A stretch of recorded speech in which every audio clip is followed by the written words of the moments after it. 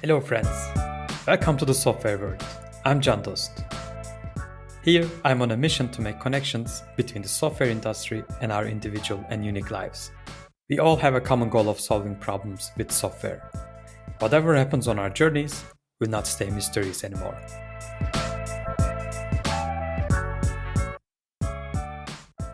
Today, our guest is Denise Jacobs. Denise's expertise lies at the intersection of creativity, confidence, and achievement. Denise keynotes conferences and consults with tech companies worldwide, giving a creative dose. It's an injection of inspiration and immediately applicable tools. Denise has presented at events and organizations worldwide such as Google, Facebook, GitHub, and many more. Denise is the author of Banish, the book that we are going to talk about today. It's the premier handbook on silencing self-doubt to unleash creativity and do your best work. We are going to talk about what is inner critic and how we can banish it, and also practical strategies that we can immediately try to banish our inner critic. Denise is an instructor for the Stanford Continuing Studies program and has been a guest lecturer in courses at Stanford University's design program. She is also LinkedIn Learning course instructor with two of her courses included in the Microsoft and LinkedIn Global Skills Initiatives, Soft Skills and Graphic Design Critical Learning Paths. Denise has a passion project called Rogue Web, a movement focused on changing the face of the tech industry by increasing number of visible, diverse tech experts. She also has another passion project called the Creativity Revolution. It's a movement to spread the force of creativity as a vehicle for personal transformation and worldwide positive change.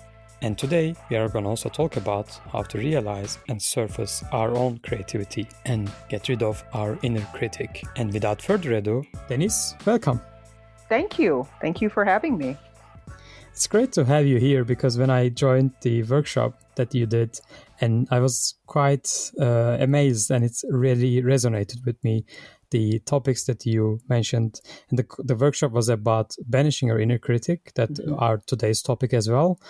And I really enjoyed this. And thank you for the workshop again. Oh, my pleasure. I mean, one of the things I love about teaching or, doing workshops and keynotes and everything on this subject is that it's so relatable. And almost everybody will come back and say, gosh, I didn't even know there was a name for this, or I feel like this all the time and I thought I was the only one. And I just love being able to give people tools and resources and methods for overcoming that voice that so many of us have. How can we define that voice? Like you mentioned, I didn't know it has a name as well. Like it was something that I always said, yes, there's someone inside me talking all the time and I have no idea how to shut it up. That's like saying, hey, shut up. I mean, I sometimes I was not able to do that. Sometimes I was. But can we talk a little bit about what is inner critic actually? Well, so the way I typically describe it is the inner critic is this kind of psychological construct that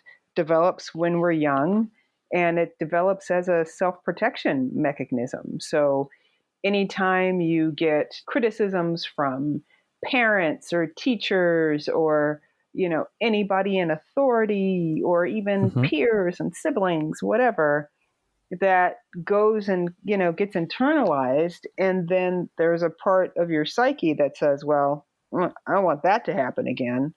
And so it kind of builds itself up to do that proactively, to kind of like try to control you and manage you so that you won't get those criticisms again. The problem is that you really can't foresee when or where those criticisms are going to come from. And so then it ends up being this kind of situation where you're kind of constantly holding yourself back in a lot of ways. That voice, that psychological construct is like holding you back from doing things that could possibly be beneficial for you, pushing yourself outside of your comfort zone, trying new things, learning new things, realizing that you don't have to be perfect all the time. Yeah, that's the case, I think, for me at least. Like, I mean, not trying to perfect everything. It's like, because like inside me, I think I'm a little bit turning this session into my own case, but yeah, I think I can take this shot for that. So for me, at least, it's like always saying that whatever I do, it can be better. I always said that. I don't know why, but most probably because of my childhood impact or some other people who had a big effect on my life previously. But I still do that. And in any way, even though I get a lot of appreciation or positive feedback about the things that I do, I still cannot get in my head to tell myself that, yes, I have done a good thing. I always say it can be better. Right. Well, I feel like there's a couple of things that happen. I think there's a part of you that, I like to talk about the difference between the inner critic and what I call the inner evaluator. And the inner evaluator is kind of like a coach, and it kind of helps to push you to kind of realize your potential and all this stuff. But I feel like what you're talking about really actually is more inner critic, because it's what you do is never good enough, right? Yeah.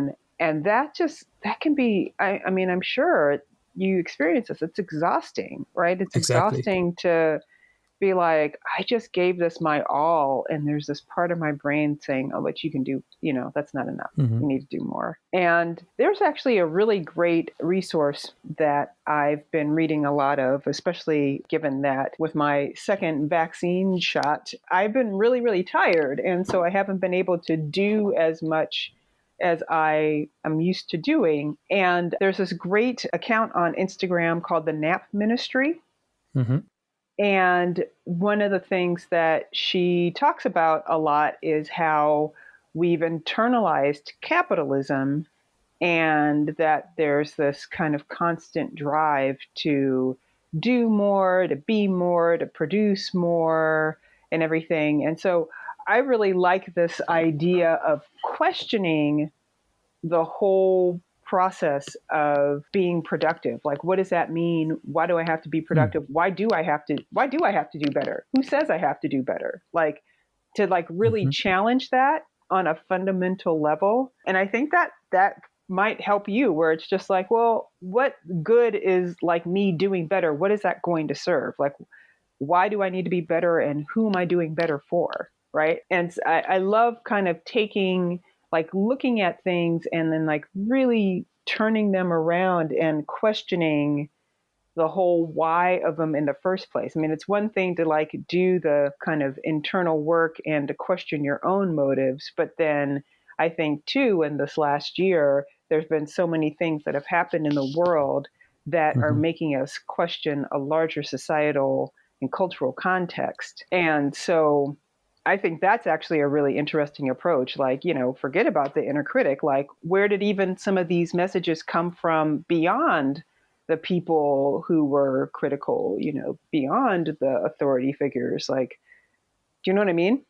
Yeah, I think so. Not always the authority figures, but the environment we are in. It can be either social media, it's also an environment, or the pandemic, the impact of the pandemic on us. There are many authorities that just came out of nowhere. And we even don't know most of the authorities, I think. That's what you're talking about, if I understood correctly. It's for example, if you take into the social media into account, then there are many accounts we see, the people on social media, and they have a huge impact on me. For example, I blog a lot, and the case for me is that when I see some very good bloggers, it impacts my creativity. Sometimes encourages me, sometimes discourages me. Because when I see them, I again turn into myself. I'm not going to be there anyway, in any time. Right. Well, then you start comparing yourself to them. And again, you have to, I mean, I think it's important to realize is that we need to question everything. When you start to compare yourself to another blogger, it's like, how long have they been blogging? is this their full-time job? Yeah, Like, exactly. do they get more practice at blogging than you do? Like, is it an accurate comparison? Are you comparing apples to apples? Are you comparing to apples to pineapples? Right? Like, Yeah. not even apples to oranges, but like, this is like completely different kind of fruit, you know? Yeah. And so are you comparing pineapples to durian? Like, I mean, it's just a totally different thing. So I always like the process of that moment of clarity and insight where you can stop and like really be like, wait a minute, what's actually going on here? Like, it's one thing to have an automatic thought, Mm-hmm. right? An automatic negative thought, which also people refer to as ants. It's one thing to have that. And then it's another thing to just be like, where did that come from? Why do we even have that? Why do I believe that? Right? Why is Yeah. this something that's like so important to me that it's going to affect the way that I think and feel about myself and how I operate in the world? And that's what I think when we do that process, that's when we start to take our power back. Yeah. For taking the power back, I remember from your book, you were saying that. Wait, I have a quote that I took a note here. In your book, you say, to reclaim our creativity, we must rebuild. We Mm-hmm. must rebuild the mind frame in which we are so accustomed to the inner critic's messages that we have become complacent and feel helpless at the prospect of changing our own minds and believing this is just the way I am. So Mm-hmm. this is from your book, and when I turn back to myself, and yes, I need to understand myself. I need to ask what the hell is going on here.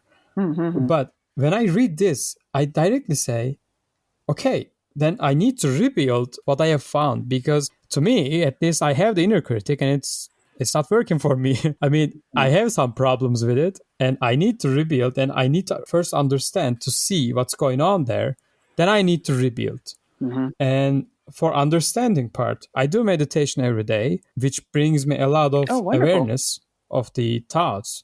But in the meditation and the practice of meditation, it's actually just right now, at least for the last year, it's creating awareness, mindfulness, and being aware. Nothing Mm-hmm. is in the direction of changing something. It's just accepting who you are. And when I read this quote, in my mind, I ask myself, then if I do the practice of meditation, why do I need to rebuild?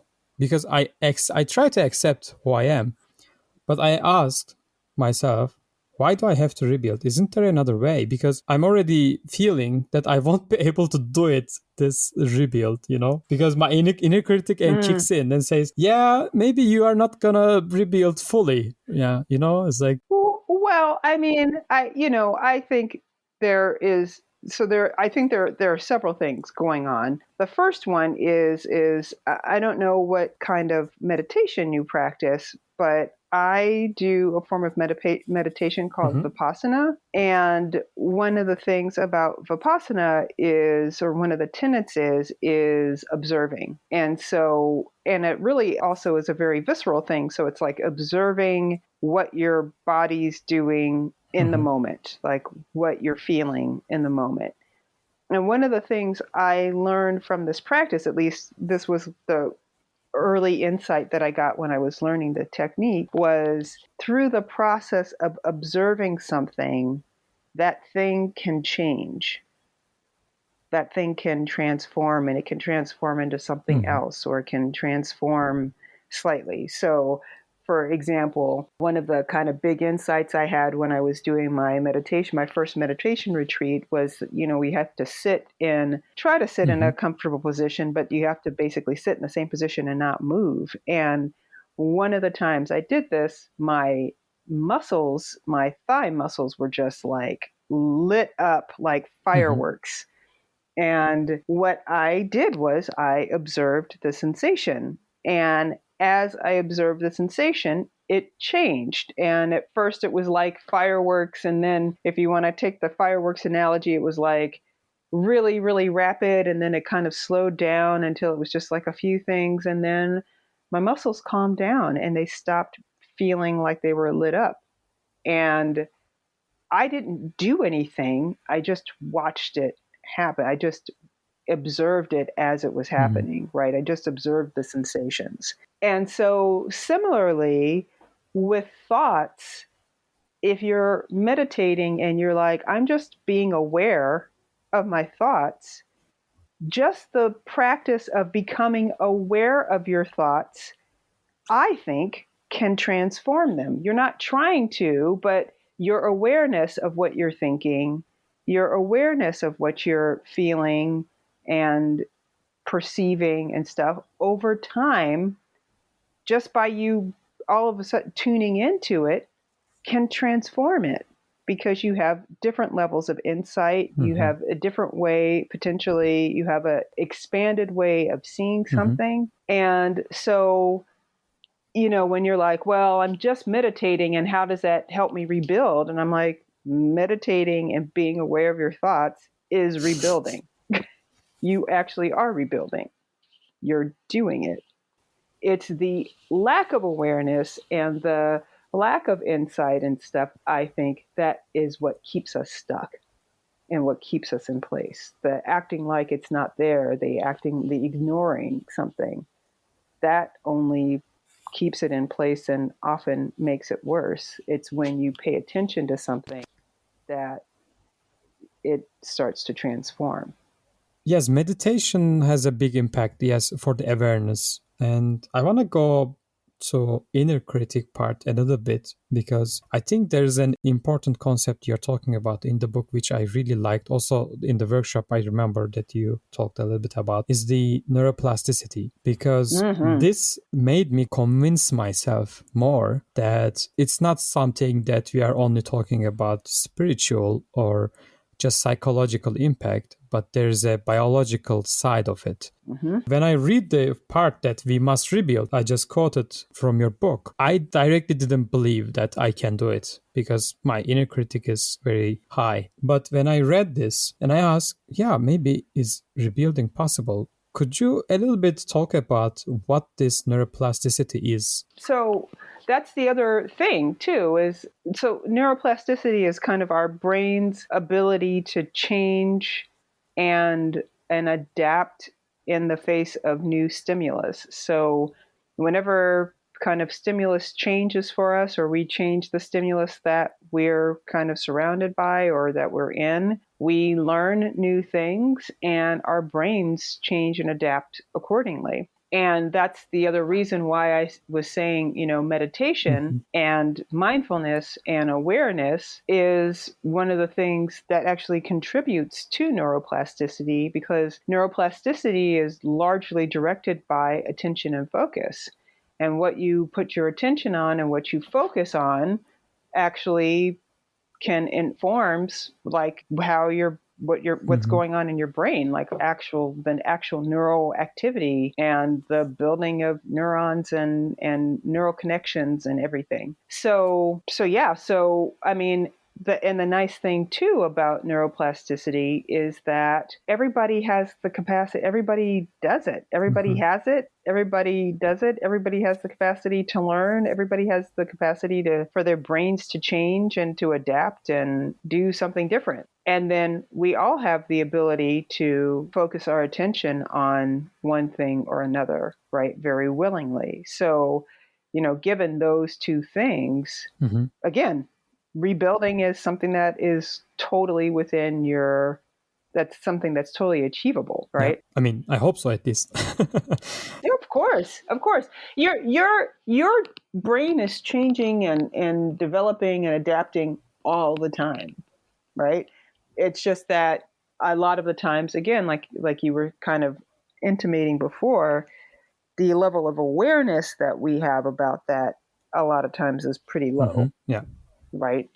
But once we kind of start really tuning in to what's happening around us, our own thoughts, our own feelings, paying attention to situations that we're in and how we respond to them, that's when we're able to grow. That's when we're able to develop and change and mature and evolve. Exactly. I mean, for me, in the book, when you say top-down neuroplasticity, which is basically convincing ourselves that, or a little bit saying that you need to know that your mind is changeable and you need to tell yourself, Right.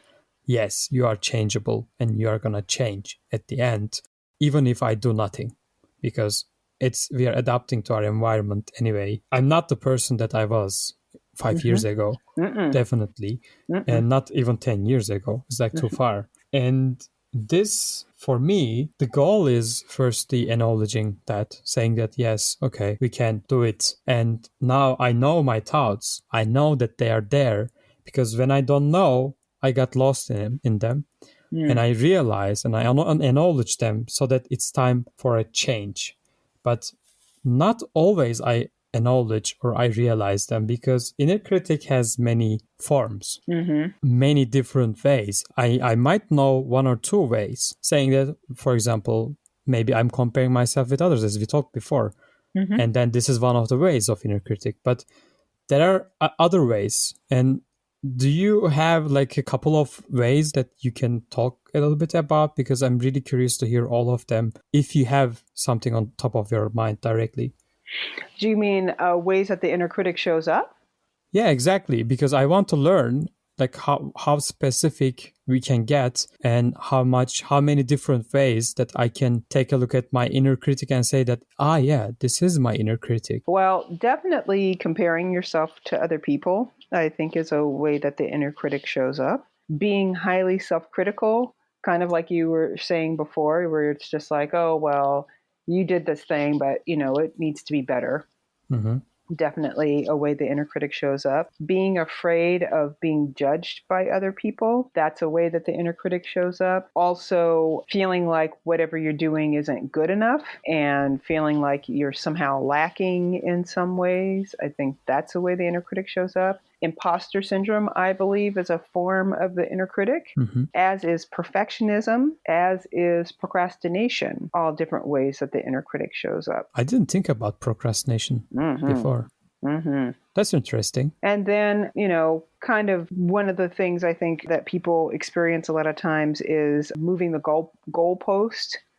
So, you're like, oh, when I have a job that pays, $60,000 a year or something, then I'll be set. And then you get the job that pays $60,000 a year. You're like, oh, no, what I really need is a job that pays $100,000 a year. And then you have the job that does, and then you're like, no. What I really need, and it's like you're constantly moving the goalpost. You're constantly making it so that the thing that you say that you want, that once you achieve that, everything's going to be fine. It's never fine. You get there and it's never fine, and you're trying to achieve another benchmark. I want to put a little bit finger on the comparison part, because I think this is one of the common forms of inner critic, because of a couple things. First, we get a lot of feedback from many other people at work most often. And I'm a software engineer, and we get a lot of negative feedback in, I don't know, if I do something, I got criticized. Maybe I got feedback, 5 different feedback with very, very detailed form. Although they are all focusing on improvements and how can I improve myself. They're, constructive feedback, not destructive ones.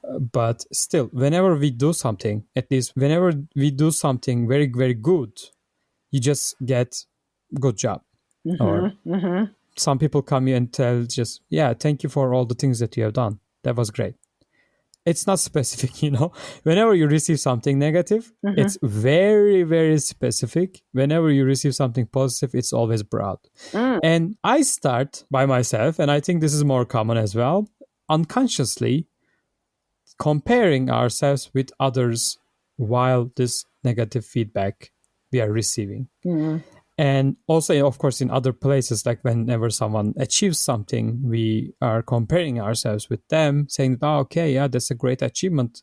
We are, for like, at least we are happy for them, that's for sure.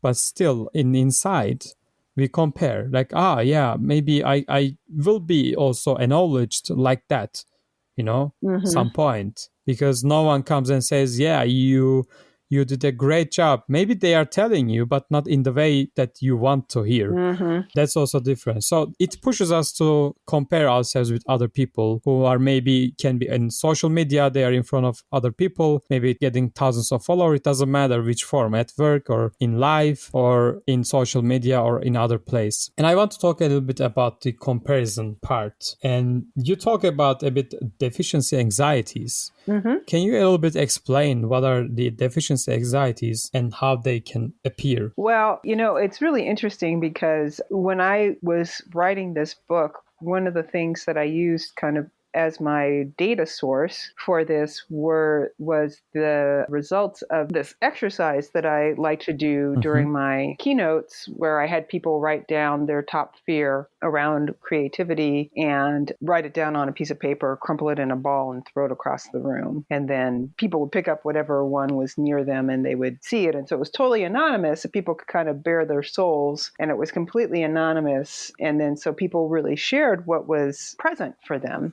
I kept as many as I could, and then I started to categorize them. And what I found was that there was a really big pile of I'm not blank enough. So I'm not smart enough. I'm not talented enough. I'm not creative enough. My ideas aren't unique enough. I'm not, name it, I'm not accomplished enough. I'm not old enough. I'm whatever. And that's when I kind of keyed into this term, which I coined the term myself, of deficiency anxieties, just being anxious about not being enough in some way, shape, or form. That is one of those things that's so pervasive, and so many people have that feeling of feeling like they're somehow not enough of something, and that it can really affect kind of how you show up in the world. If you're always feeling like, a lot of people then, because they feel like they're not enough,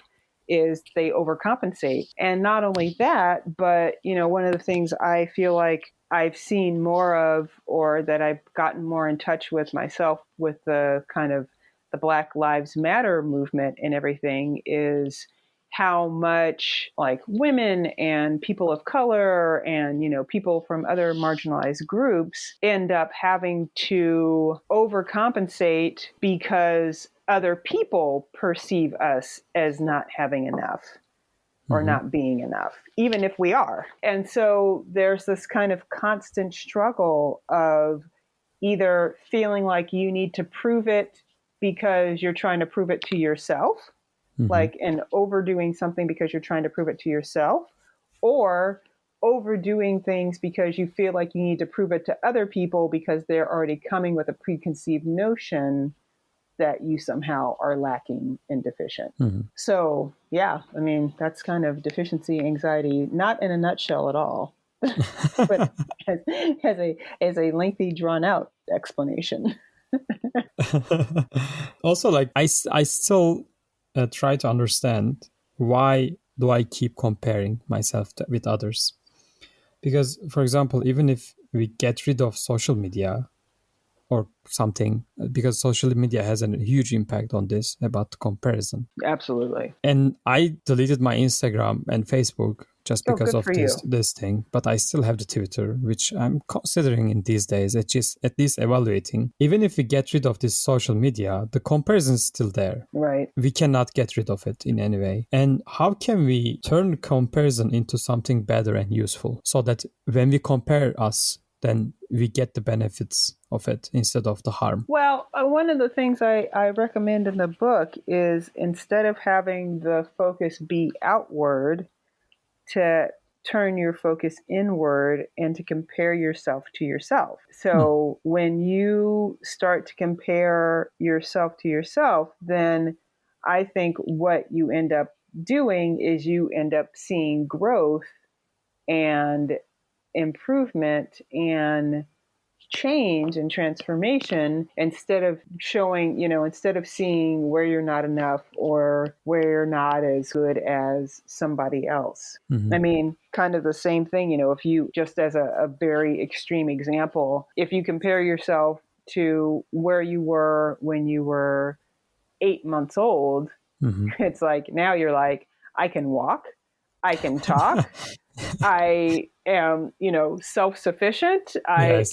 I've started my own family. Like I'm a totally different person Mm-hmm. than I was when I was 8 months old. And even like you were saying, if you go back 5 years, or if you go back 10 years, or even if you go back a year, so many people have had such profound insight and change and everything since the pandemic started, Exactly. and have had so many realizations about themselves and about what they want, and how they want to move forward in their lives. And some people have started, there's so many, and some people, even if you haven't done anything major, just some people are just like, my kids are still alive, we still live in our house, and it's like, great. That is great. Like you did it. And so I think when you start to compare yourself from where you were, Mm-hmm. however, X amount of time ago, then it starts to, again, you stop being other referential and you start being self-referential. And I feel like it just takes the pressure away, when you're so Mm-hmm. focused on other people. I mean, that's the thing, is that people think that like other people's stuff is so important, and everybody is so focused, like they're so self-absorbed and so focused, that what they're doing that's very like outwardly focused in a lot of ways is just another way to do things for other people and not necessarily for themselves. Do you know what I mean? Like these people Mm-hmm. that we're comparing ourselves to on social media, it's just like, don't you have, I keep thinking, don't you have something else to do than to be like, I know people who like just post, like they just post selfies all the time. And I was like, don't you have something other to do than to take pictures of yourself and write what is supposed to be like some insightful post about like nothing? Like, don't you have something else to do? I feel like you probably have something. I was like, because I know I've got other things that I'd rather do than Mm-hmm. that.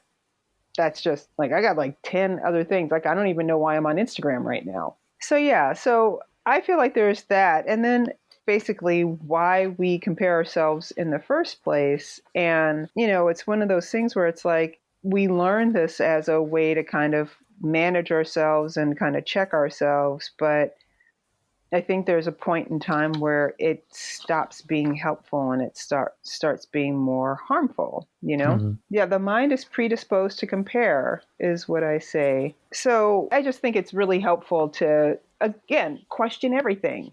Why are we doing this?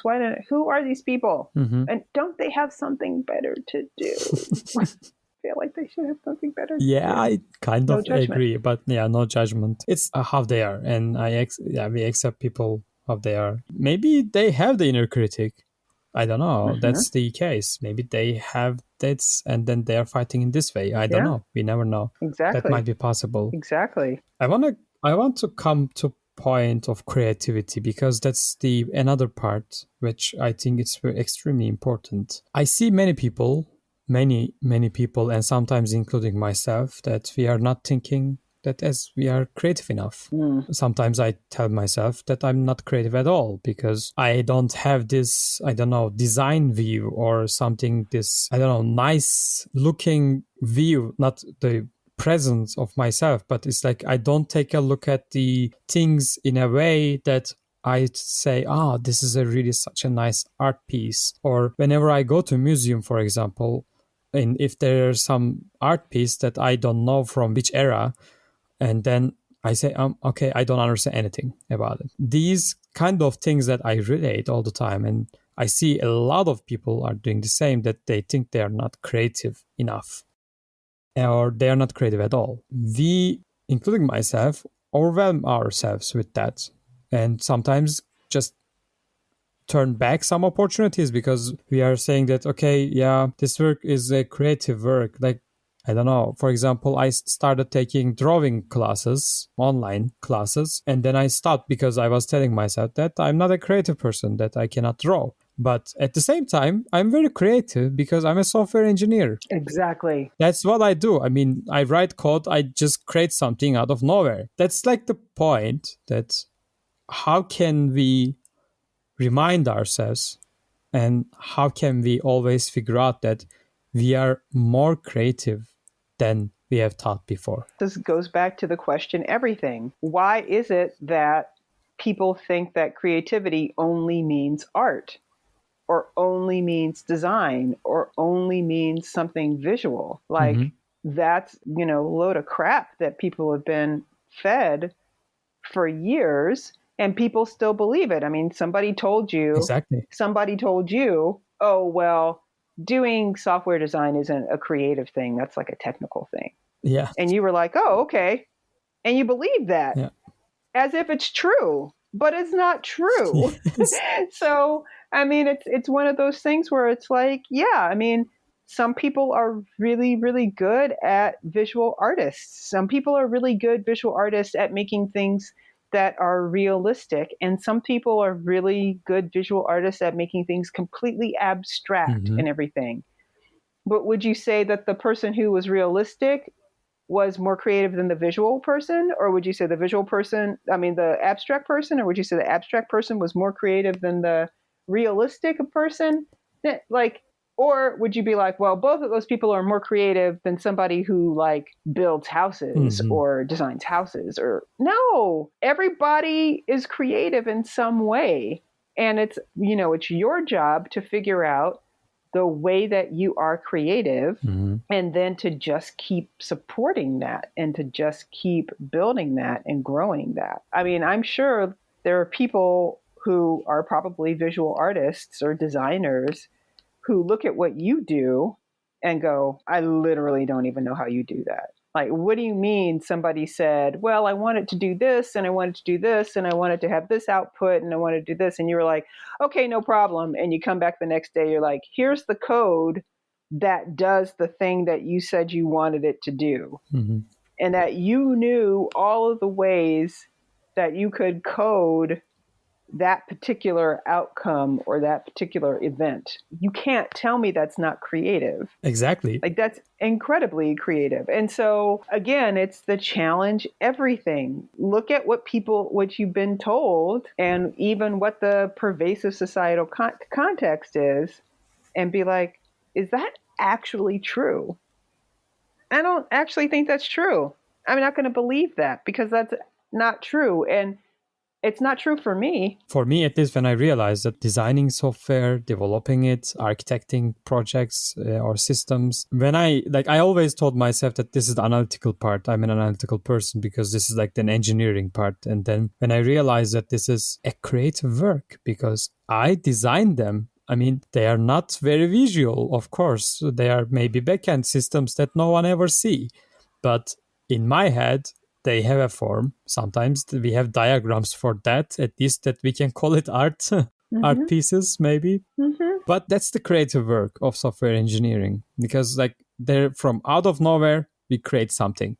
Someone comes us, says, okay, I need this. And then next day or next week or next month, we come up with that solution. That's creative work. Super creative. And I'm really happy to be part of it, actually. Oh, that's great. That's really great. I think all of the people who listen to us, they should be feeling in this way as well, because that's our job. I mean, the job is creative. Not is it like a hobby or something. That is, our job is actually creative. And your brains work in this way to be able to put these elements together and to make sense of them in a way that other people literally cannot do. Exactly. Right? I mean, that's phenomenal. It's really phenomenal, because it's like, I have a lot of family members, like relatives, they all admire of the work that the software developers do. Not just me, but in general. They literally have no idea what's going on here. And then seeing these amazing results is fascinating them, at least. So we are kind of coming to a little bit end. One thing I really liked in your book is the creative doses you wrote. Oh, wonderful. Which are practical exercises that helps a lot. And I tried a couple of them already. I think they are literally helpful in many ways. And for people listening us, could you give one or two the starter points if they have the inner critic is there any specific exercise that they can do directly right after finishing this episode, listening us? Oh, Like absolutely. directly, like starting point, even if it's their first time, they are not meditating and etc. Absolutely. So the exercise that I like to do, and actually we can do it right now, is and just a simple exercise to help people get in touch with how powerful the attention and focus is and how much more in control of directing attention and focus that we are than we probably think we are. So what I would love for whoever's listening to do is to put both of their hands up with their Mm-hmm. palms facing their face and to focus all your attention on one hand and really focus your attention on it, to really like look at your palm, look at the lines in your palm and the shape of your fingers and the veins underneath your skin, and just like put all of your attention and focus, just really examine that hand as if you're seeing it for the first time, right? Just put like all the Mm-hmm. interest and attention and focus on it. And then while you're doing that, you can also kind of imagine or visualize that that hand is holding all of those self-critical thoughts that you've been thinking, like, I'm not very creative, or, other people seem like they're so much more successful than I am, or whatever it is. And just, keep all your attention and focus on that hand and on those thoughts. Then I want you to slowly shift your focus from your first hand to your second hand, and then to put all of your attention on that second hand. In the same way that you were looking at all of the details of your first hand, do that with your second hand and look at the shape and the lines and the veins and everything else. And then imagine that this hand is holding all of the positive thoughts and the self-supportive thoughts that you'd rather be thinking. Like, what I do actually is creative, and even if it isn't visual and design, it's creative in its own way. And I have this very unique way of solving problems, and I've made so much progress from where I was a year ago or 5 years ago or whatever. And I'm excited to see what other progress I'm going to make, and other growth I'm going to make in the future, those kinds of things. Now, I always loved asking people this. Now that you're so focused on your second hand, is your first hand still there? Because it's still supposed to be up. For me, not. Right. It's gone. I even don't remember I have a hand. Right. Exactly. That is what happens so many times. And then also, like, what does your second hand feel like? Like, what does it feel like viscerally compared to your first hand? For me, it's like, I don't know, very warm. It feels very warm and then live. Mm-hmm. It's like when I compare the other one, I don't know if I have the other one already Right. still. Yeah. Right. Exactly. And so when people, I love it. You had the exact same experience that people often have with this exercise, where they forget about their first hand. The first hand maybe feels heavy or a little kind of dead, while the second hand feels like light and lively and energized and all of this stuff. And I love this exercise because it's a very concrete, visceral way of seeing how much change happens when you put your focus and your attention and you move it from one thing to a different thing, right? From one place to a different place. And so a lot of times I tell people that this is a really helpful exercise if you feel like your thoughts are getting out of control, or you feel like you're starting to kind of spiral down in a bunch of negative thoughts or whatever, that you put your hands up and you focus all your attention on one hand, and then in all those negative thoughts, and then you shift your attention to the other hand and to the positive thoughts, and just see how that helps you, how that changes, and what that makes you feel like. And then also usually that helps people go, oh my gosh, I have this power all the time. I have the power to shift my attention and shift to different thoughts all the time. I am energized right now. I feel like, I have this power because, like, don't even remember I have the hand. That's so powerful exercise. I really liked it. No, thank you. Thanks a lot. No, you're welcome. Wow. Okay. We are closing up. And so for the everything we talked about that you will be able to find on jandos.blog/podcast. And we talked about how to banish inner critic and how to be aware of it, and also how does it display itself in many other ways. And the exercise, I'm still in effect of it. And Dennis, I thank you for joining me here, and I appreciate you of being you, actually. No, thank you. Thank you so much for having me. It was a pleasure to talk with you. Everyone, until next time, take care. If you liked this episode, please follow the show and share the episode with one of your friends, colleagues, or family members who might find it interesting. Until next time, take care.